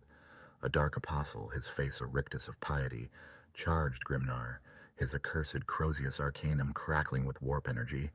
"For the primordial truth," he screamed. Grimnar did not answer with words. He sidestepped the charge, the head of the Crozius sizzling past his helmet, and brought the axe Morkai around in a deceptively swift arc. The blade bit deep into the apostle's side, shearing through power armor, gene-forged bone, and black-hearted organs, nearly cutting the heretic in two. But the word-bearers were not easily broken. They fought with the fervor of those who believed their deaths were a glorious sacrament. For every heretic Grimnar cut down, another two surged forward to take his place. The Wolf Guard were surrounded, forced into a defensive circle, their backs to the wrecked Stormwolf, a small island of gray and gold in a tide of crimson. Bolter shells ricocheted from the armored ceiling. The air crackled with the discharge of power weapons and the whispered curses of the dying. At the rear of the bridge, standing before a command throne fashioned from the skeletons of imperial saints, stood Dark Apostle Zorfus. He had watched the initial assault with a cold, analytical calm, his mind still partially connected to the ritual unfolding on the fortress far below. But now, as the King of Fenris himself desecrated his holy sanctum, a pure white-hot fury rose within him. "You dare," Zorfus's voice, amplified by his helmet's vox, was not a shout, but a low, menacing growl that cut through the chaos of battle. "You dare bring your savage filth into this holy place. You are a relic, old wolf, a howling ghost from a failed age. Your Imperium is a corpse, and you are but a maggot feeding on its decay." Logan Grimnar turned his head, his blue eyes locking with the glowing red lenses of the Dark Apostle's helmet. He had found him, the head of the serpent, the master of the hunt. "I have come to silence your blasphemous tongue, Lorgar's whelp," Grimnar roared back, kicking aside the corpse of a fallen chosen. "Your song of endings dies today, in the cold of the void." Heftening his axe, Grimnar began to push forward, cutting a bloody path through the remaining word-bearers, his hearthguard forming a flying wedge behind him. Zorfus in turn drew his own weapon, a massive demon-forged power maul that pulsed with a malevolent inner light. The final confrontation was at hand. Surrounded by the maelstrom of the void battle, upon the desecrated bridge of a dying starship, two ancient warlords, the embodiments of their legion's eternal hatred, prepared to meet in a duel that would seal the fate of Karen's Reach. While the duel of legends raged on the spire of the Veritas Sacra, the source of the entire conflict, the Silent Judge, was screaming its own silent death agony. Deep within its crystalline heart, the second ritual of unmaking was reaching its crescendo. Malachus the scribe, having survived the first ritual through a dark pact that had replaced his blood with a liquid script, once again presided. His forces had paid a much steeper price this time. The Silent Judge was more active, its defenses more aggressive. Entire companies had been lost in corridors that had folded into four-dimensional knots, and the psychic resonance of the central power nexus was so potent that it had boiled the minds of a dozen lesser psychers. But the word-bearers' fanaticism was a force that could grind reality itself into dust. They had reached the core. The unmaking charges, smaller and more numerous this time, had been placed upon the key conduits. The choir of dark apostles leading the incantations was nearing the final verse of their hymn of dissolution. A low harmonic chime began to emanate from the very structure of the fortress, a sound that was felt in the bones and the soul, the tolling of a bell for the death of physical law. The second chime was about to ring. Aboard the Harbinger of Doom, Harken World Claimer watched the cacophony of the naval battle with a growing sense of disdain. The crude, head-on assault of the Space Wolves, the fanatical rigidity of the word-bearers, it was a pointless, artless brawl. His surgical strike had been ruined, and a prolonged war of attrition served no one but the ruinous powers themselves, a goal far too abstract for Harken's practical ambition. His augurs registered the rising energy spike from the Silent Judge. The word-bearers were close. "They are succeeding," his second-in-command, A hulking Terminator lord named Valgor growled, "The dogs and the preachers will kill each other, but the zealots will still get what they want." "No," Harkin said, a cruel smile playing on his lips, hidden behind his hawk-faced helm. "They will get what the War Master wants." He turned from the tactical display, his decision made in an instant. The path to victory was not through the enemy's fleet, but through their purpose. "Valgor, you have command of the fleet. Continue to harass and bleed both sides. Do not commit to a decisive engagement. Keep them occupied. I am taking a personal hand in this affair." He strode from the bridge, his raptor guard falling into step behind him. "Ready my talons. We are going hunting in the belly of the beast." Moments later, a wave of sleek, deadly craft launched from the hangars of the Black Legion fleet. It was not a massed wave of Dreadclaws, but a surgical insertion of Storm Eagle and Fire Raptor gunships, flying in tight, predatory formations. They ignored the brawl between the capital ships, diving at suicidal speeds directly towards the silent judge. They weaved through the debris, field in the crisscrossing beams of energy fire with a pilot's skill that bordered on precognition. Their target was a vast, gaping wound in the fortress's side, a chasm created where one of the word-bearer's own assault drills had been vaporized by a defensive energy pulse. Harkin stood at the prow of his lead Storm Eagle, the assault ramp already lowered, the hard vacuum clawing at the edges of his armor's power field. He looked down at the swirling, geometric madness of the fortress's interior. "For the glory of the despoiler," he roared, and leaped. He did not fall. He flew. His jump pack ignited with a burst of black fire, and he descended into the fortress like a vengeful angel, his personal weapon, the Hellspear, crackling in his grip. Behind him, 100 raptors of the Black Legion followed, their jump packs leaving trails of fire in the unnatural gloom. They were a torrent of black and gold, plunging into the heart of the enemy's holy ground. They landed amidst a word-bearer's staging area, a vast cavern where reinforcements were being marshaled. The fight was short and brutal.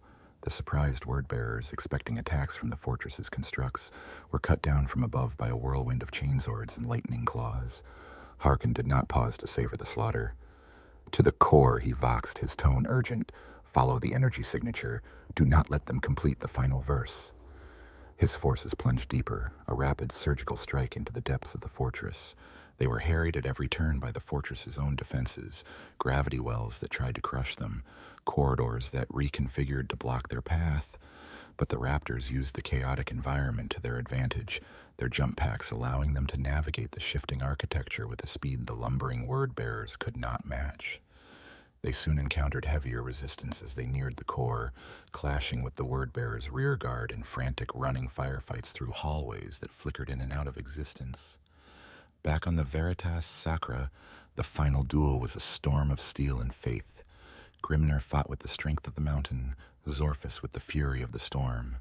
The Axe Morkai left trails of frost in the air, while the Dark Apostle's demon maul pulsed with an unholy heat.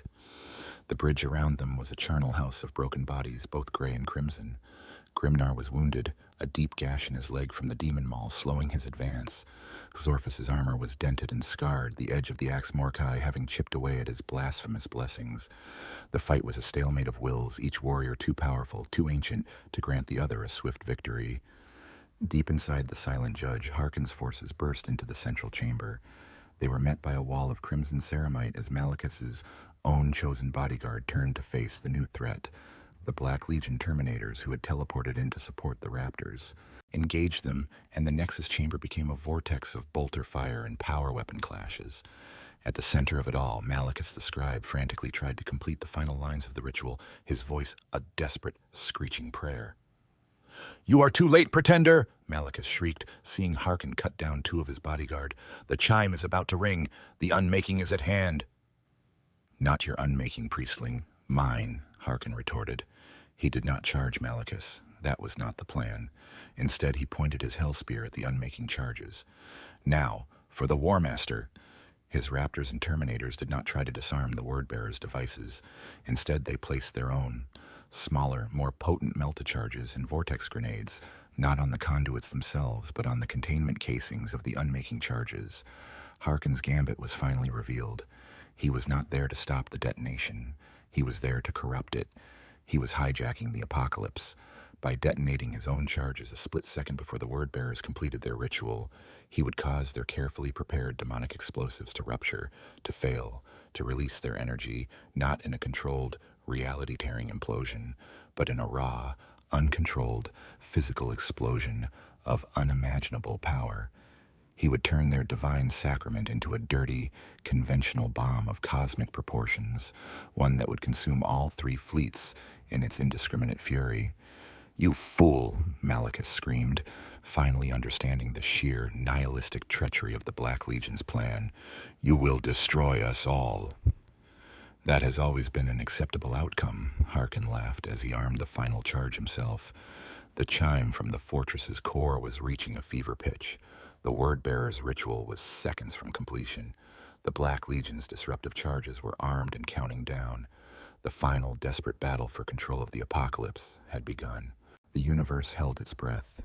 3 events, each one a potential linchpin of destiny, converged in a single, infinitesimal moment across the battlescape of Charon's Reach. On the bridge of the Veritas Sacra, the duel of ideologies reached its zenith. Deep within the silent judge, the race to control oblivion entered its final second. And across the void, 3 fleets, locked in a mortal struggle, were about to become unwilling witnesses to the birth of a new hell. Logan Grimnar, bellowing a Fenrisian death oath, put all his remaining strength into a final, desperate charge. He ignored the fire in his wounded leg, ignored the searing pain from a dozen minor wounds, and lunged, bringing the axe Morkai down in a glittering, vertical arc, aimed at Zorphus's head. The Dark Apostle, his own reserves of strength fueled by the crescendo of the ritual below, met the attack not with his maul, but with a hand crackling with raw warp energy. The blow was a desperate gambit to catch the axe and break the haft, a feat of impossible power. Simultaneously, in the fortress's core, Harkin Worldclaimer slammed the activation rune on his detonator. A signal, faster than thought, raced to the disruptive charges his warriors had planted. As Malachus the scribe shrieked the final, reality-unmaking syllable of his 10,000-year-old prayer, a series of brilliant, silent flashes erupted across the Nexus chamber. The Black Legion's melta-charges detonated. The containment fields of the word-bearers' unmaking charges, those delicate cages of physics and sorcery holding back the rage of bound demons, were breached. Not gracefully, not as the ritual intended, but brutally. The demonic essences within, poised to poison reality, were instead released into a sudden, violent overpressure of pure energy.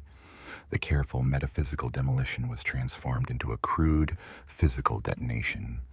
The heart of the silent judge did not implode, it exploded. The effect was instantaneous and absolute. The Nexus chamber, Malachus, his chosen, Harkin's surviving warriors, all were consumed in a silent, expanding sphere of white-hot energy that vaporized everything it touched.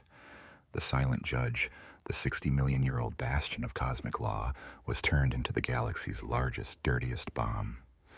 The initial shockwave was not of energy or force, but of pure paradox. Time for a split second flowed backwards. On the Veritas Sacra's bridge, Grimnar's axe was suddenly back at the apex of its swing, Zorphus's hand lowered. Both warriors felt a dizzying wave of déjà vu, a sensation of a moment relived. Then reality snapped back into place, and the physical shockwave hit. The silent judge blew apart. It did not just fracture or break. It detonated with a force that dwarfed the death of a star. A wave of incandescent energy and jagged crystalline shrapnel, each piece a razor edge of frozen space-time, erupted outwards in all directions. The neutron star at the center of the system was snuffed out like a candle in a hurricane, its immense gravity overwhelmed and then annihilated. The fleets, locked in their brutal, close-range combat, had nowhere to run. The word-bearers' ships, still holding their devotional formation closest to the fortress, were the first to die. The battle barge Pestilent Prayer was struck by a fragment of the fortress's hull the size of a moon. The warship, a vessel that had survived 10 millennia of war, was simply erased from existence, its shields, its armor, and its thousands of fanatical crew turned to vapor in less than a second. The rest of Zorphus's inner fleet followed a heartbeat later, consumed by the expanding fireball of raw, uncontrolled energy. The Space Wolves' vanguard, entangled with the word-bearers, suffered horrifically. Strike cruisers were scythed from the void, their reactors detonating in sympathetic chains of fire. Ragnar Blackmane's own battle barge, the Sanguine Claw, had its entire dorsal armament deck sheared away by a shard of reality that passed through it as if it were smoke, the crew in its path simply ceasing to be. On the bridge of the Veritas Sacra, the world turned to white light and screaming agony.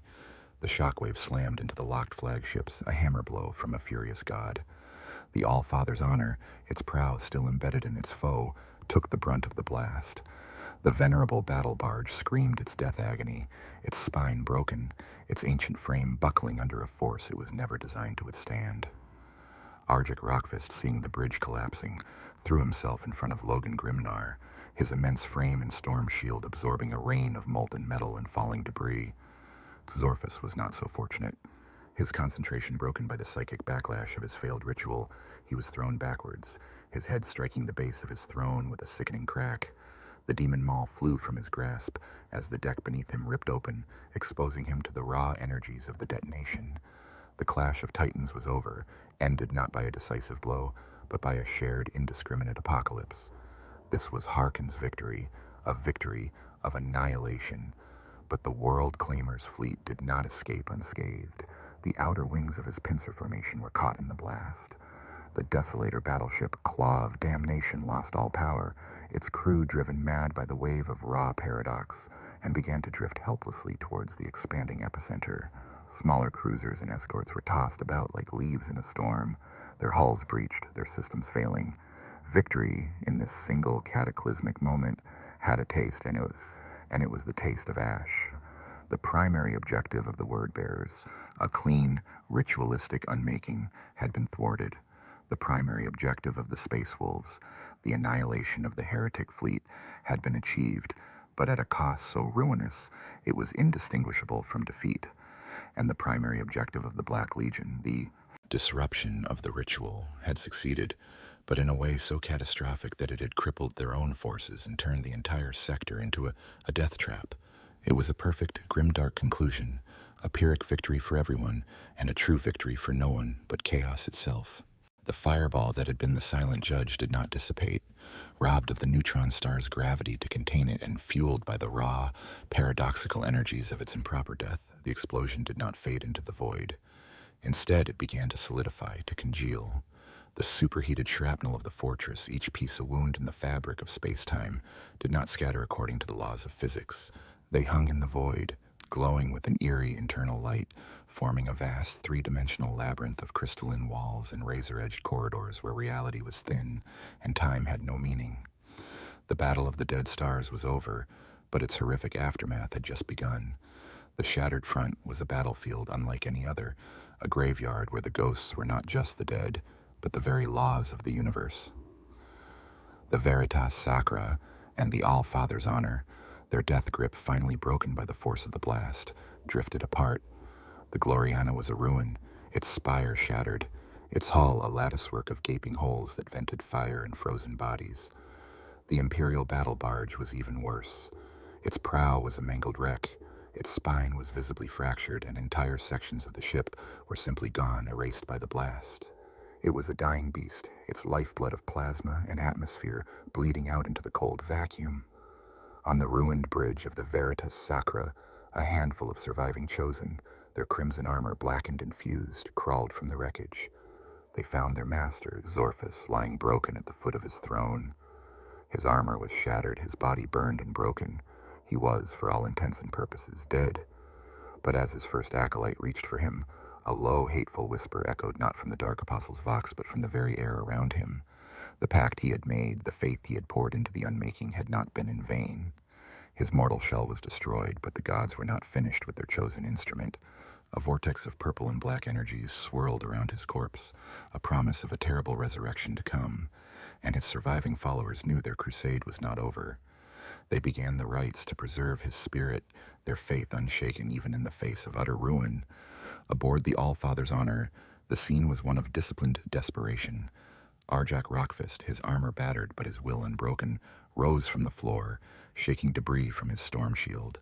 He turned to find Logan Grimnar pinned beneath a collapsed support beam, conscious but grievously wounded. "The All-Father lives," Arjak's voice boomed across the Vox, a rallying cry to the scattered survivors. The Wolf Guard converged, their immense strength combining to lift the beam. They pulled their king from the wreckage. Grimnar was alive, but his legendary endurance had been pushed past its limit. His breath was ragged, his body broken. "Get us out," Grimnar rasped, his voice a ghost of its former power. "Sound the retreat. The hunt is over." The surviving Space Wolves obeyed. Emergency bulkheads slammed shut, fires were contained, and the remaining engine seers worked frantically to coax the last vestiges of life from the dying ship's reactors. A message was sent to the rest of the battered fleet: disengage, withdraw, consolidate at the rally point. Hearken, World Claimer, watching the unfolding chaos from the bridge of the Harbinger of Doom, allowed himself a moment of grim satisfaction. His fleet was battered, but his flagship was largely intact, having been shielded by the bulk of the brawling fleets ahead. He had crippled 2 enemies and denied them their prize. Abaddon's will was done. "Signal our withdrawal," he commanded. "Let the dogs lick their wounds and the fanatics pray to their empty thrones. We have what we came for, their failure." The Black Legion fleet, what remained of it, began to methodically disengage, its cruisers providing covering fire for one another as they pulled back from the newly formed anomaly field, leaving their crippled and their dead behind without a second thought. The retreat from the epicenter was a nightmare. The new shard maze played havoc with navigation and auger systems. Ships that entered the field found their compasses spinning wildly, their navigators screaming as the stable light of the Astronomicon was refracted into a million confusing false beacons. A Space Wolf Hunter-class destroyer, the Winter's Fang, attempted a short warp jump to escape the spreading chaos, only to rematerialize inside one of the larger crystalline shards, its fusion with the paradoxical object creating a new, permanent monument to folly. A crippled Word-bearer's cruiser, the Hateful Litany, drifted too close to another shard and was caught in its temporal field. Its crew now doomed to relive their final, agonizing moments of death for all eternity, their screams a silent, looping echo in the void. The shattered front was no longer a battlefield. It was a hungry, predatory landscape. The 3 fleets, once mighty armadas, were now just scattered collections of survivors, their only thought to escape the hell they had collectively created. Broken ships limped away in every direction, trailing plasma and debris, their crews a mix of the dying, the mad, and the damned. The grand strategies, the ancient hatreds, the heroic charges, all of it had dissolved into a simple primal urge to survive. The war for Karen's Reach had ended, leaving behind a legacy of shattered ships, shattered minds, and a new permanent scar on the face of the galaxy. The immediate aftermath of the shattering of Karen's Reach was not a period of silence and reflection, but one of frantic, desperate consolidation and the planting of new bitter seeds of hatred. The whispers of a new war began before the fires of the old one had even cooled, spreading out from the newly formed shard maze like a contagion. Aboard the drifting, derelict hulk of the Veritas Sacra, a grim miracle was taking place. The surviving chosen and dark apostles of the Unbound Liturgy had gathered the broken form of Zorphus and laid it upon their last undesecrated altar. As they chanted the litanies of transfiguration, the swirling vortex of warp energy around his body coalesced. It was not a healing, but a reforging. Flesh and bone were consumed, replaced by living shadow and raw, solidified belief.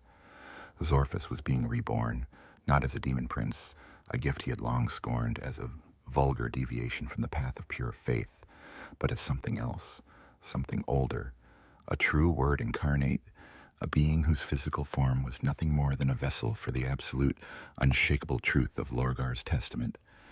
The first words he spoke upon his resurrection were not of vengeance against the Imperium or the Black Legion. They were a whisper of renewed incandescent purpose that spread through the minds of his followers like wildfire. The second chime was, "Beautiful," the voice echoed, no longer from a throat, but from the very essence of the shadows that now comprised his form. Harken's treachery, the wolf's fury. They were unexpected variables, but they do not change the equation. They merely prove the fragility of the cage. They showed us how eagerly reality wishes to tear itself apart. His surviving followers, their numbers decimated, their fleet shattered, felt not despair but a renewed and terrible zeal. Their master had not been defeated. He had been sanctified. Their mission had not failed. It had been stress-tested. The Testament of Dissolution, that had its soul silver pages miraculously unharmed in the chaos, was brought before the newly risen Zorphus. He or it traced a shadowy tendril across the next target, inscribed in Lorgar's hand.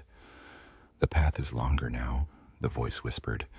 "Our sermon is broken, but the word is eternal. Disperse. Carry the pages of the Testament to all who will listen.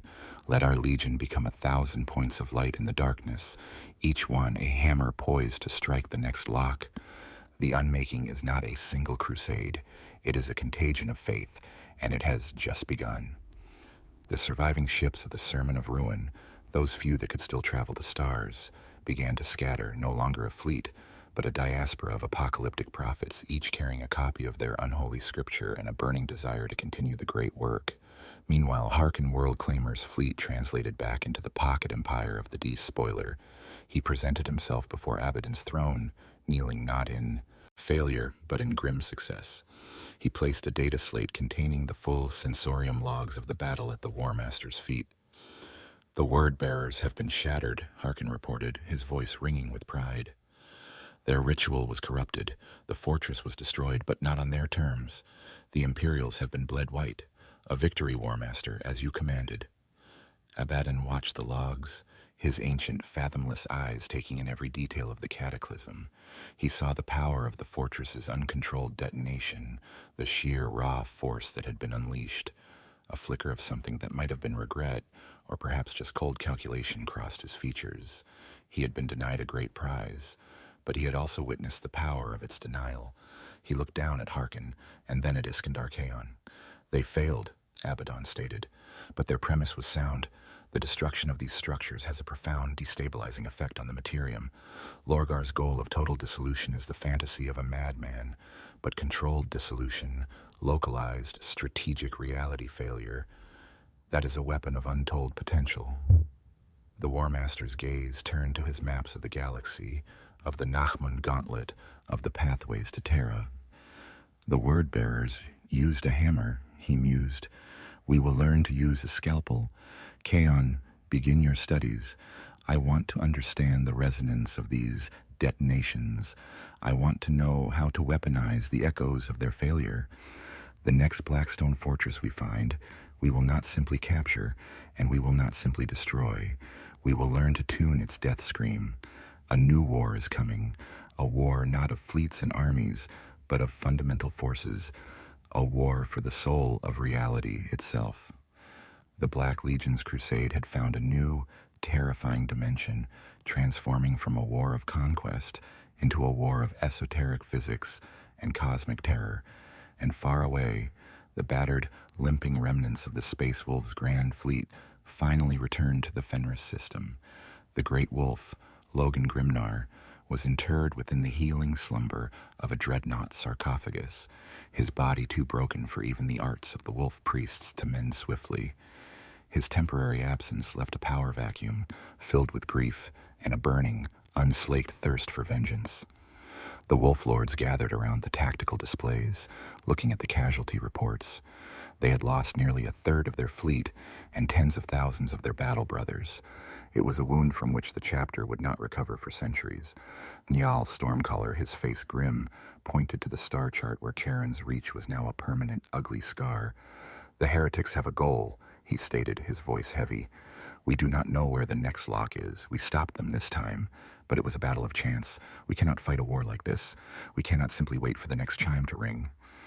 A young Wolf Lord, his face still fresh despite the horrors he had witnessed, slammed his fist on the table. "Then we do not wait. We hunt. The great hunt is not over. It has just found its true purpose. We will find these locks before they do. We will stand guard over them. We will turn them into baited traps for any son of Lorgar who dares approach."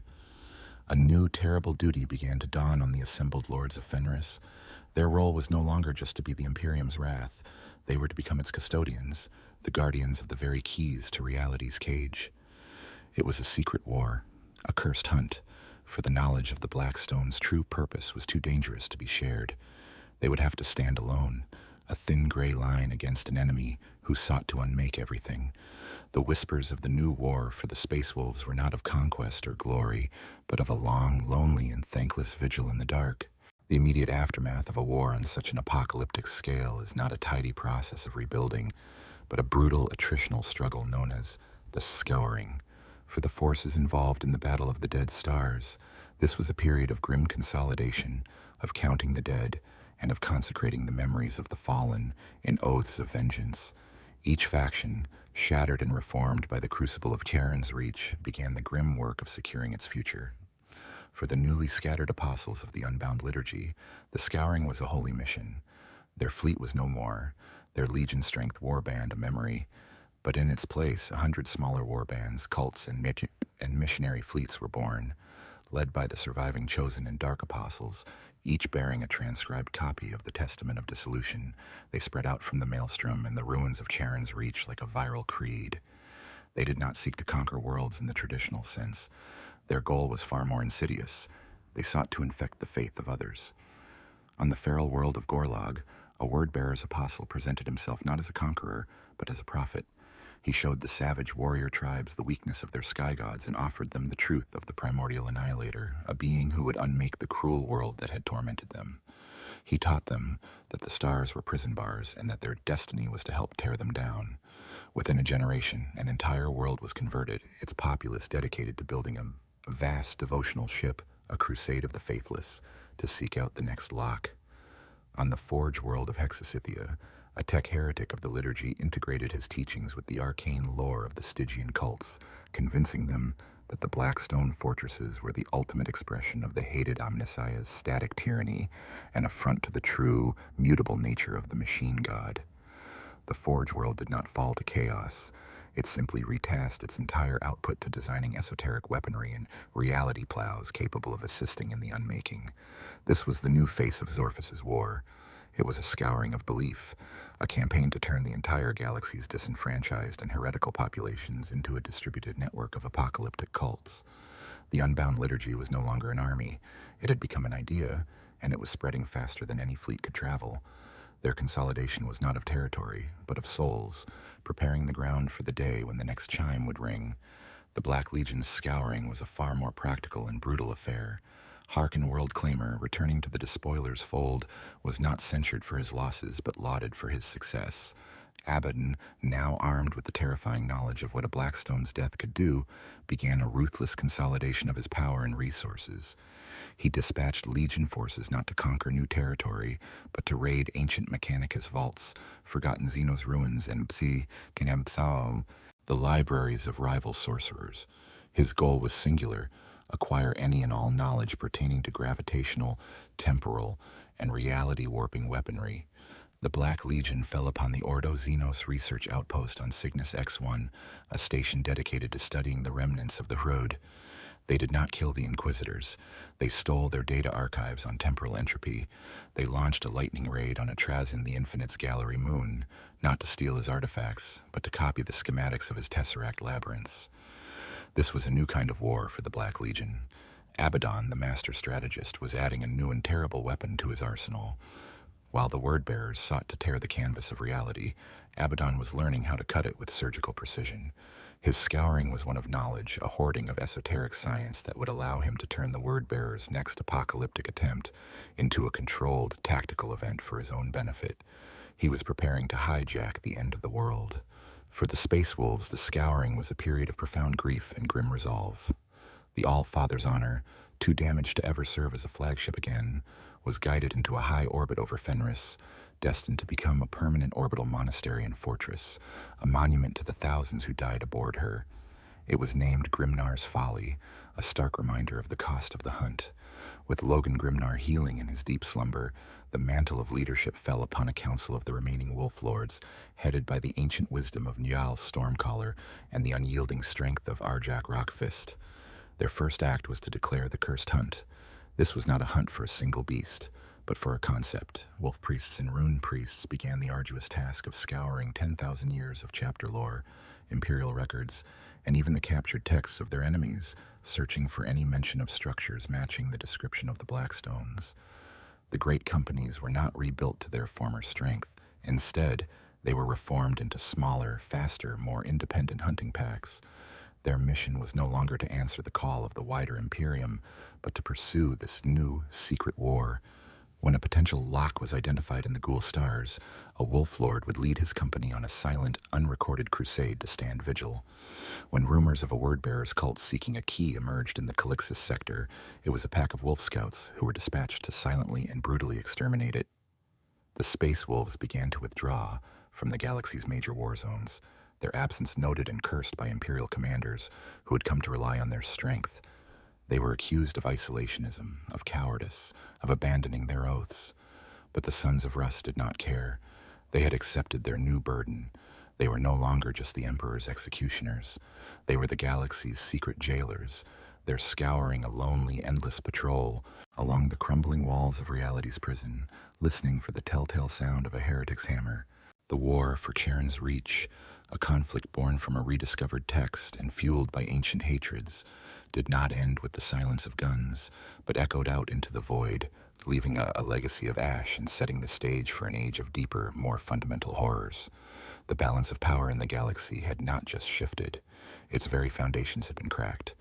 The most immediate and terrifying legacy was the Shard Maze itself.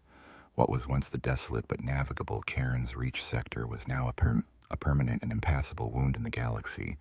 The crystalline debris of the Silent Judge, each piece a localized reality failure, created a navigational hazard of unparalleled lethality. Ships that ventured too close were lost, not destroyed but unwritten from history, trapped in time loops, or turned inside out by impossible geometries. The Shard Maze became a new bastion for the lost and the damned. Renegades, pirates, and Xenos fugitives found that the strange physics within offered a perfect hiding place from Imperial retribution. It was a new eye of terror in miniature, a festering sore on the skin of Segmentum Obscurus, its existence a constant, maddening reminder of the day reality itself had been broken. From this war, new legends, both glorious and damned, were forged. The tale of Logan Grimnar's charge, of his duel with the arch-heretic Zorphus amidst the death of a star, became a cherished saga among the Space Wolves. It was a tale of heroic sacrifice, of a king who led from the front and paid the ultimate price, short of death, for his valor. His name became synonymous with grim, unwavering duty, and his eventual return from his dreadnought slumber was an event spoken of in hushed, hopeful tones. He was the wounded king, a symbol of the chapter's own grievous injuries and their enduring will to fight on. Conversely, the name Xorphus became a new and terrible byword for heresy. No longer just a dark apostle of a powerful warband, he was now the Word incarnate, a semi-mythical figure whispered about in 1,000 apocalyptic cults. To the faithful of chaos, he was a martyr and a prophet, the first being to truly comprehend Lorgar's final truth and survive its revelation. His shattered legion, reborn as a viral creed, became more dangerous than it ever was as a single army. The Unbound Liturgy was now a movement, its symbol, a broken 8-pointed star, appearing on forgotten shrine worlds and in the depths of hive city underbellies, a promise of the glorious end to come. Harken Worldclaimer's legend was solidified as the Despoiler's most ruthless and effective agent. He was the Worldclaimer who had not claimed a world, but unmade one. He was the herald of an apocalypse he had orchestrated and controlled. Among the ranks of the Black Legion, his name was spoken with a mixture of fear and profound respect. He had faced down 2 of the galaxy's most powerful forces and emerged victorious, not through brute force, but through cunning and willingness to sacrifice everything and everyone to achieve his master's goals. He was the embodiment of the Black Legion's cold, pragmatic approach to the long war. But the most significant legacy was the terrible truth that had been unleashed upon the galaxy's major powers. The secret of the Blackstone Fortresses was out. For the scattered warbands of the Wordbearers, they were the locks to be broken. For Abaddon the Despoiler, they were reality-warping weapons to be studied, controlled, and weaponized. For the Space Wolves, they were a sacred charge, cosmic bombs that they alone had to defuse or guard for all eternity. This knowledge created new secret fronts in the endless war. An Imperial crusade might be diverted, a vital world left to burn, because a Wolf Lord received a whisper that a Wordbearer's cult was excavating a potential lock halfway across the galaxy. Abaddon might ignore a seemingly vital Imperial stronghold to instead launch a massive assault on a barren moon, simply because his sorcerers detected the faint, orderly hum of a dormant fortress beneath its crust. The galaxy was now a more unstable, more terrifying place. The destruction of two fortresses, two keystones of cosmic law, had a subtle but cumulative effect. Warp travel became incrementally more perilous. The veil between realities thinned in 1,000 places, leading to a surge in minor demonic incursions and psychic awakenings. The fundamental laws of the universe, once thought immutable, had been shown to be fragile. The war born from the Testament of Dissolution was not over. It had simply metastasized. The initial brutal battle was finished, but the true war, the war for the soul of reality itself, had just begun.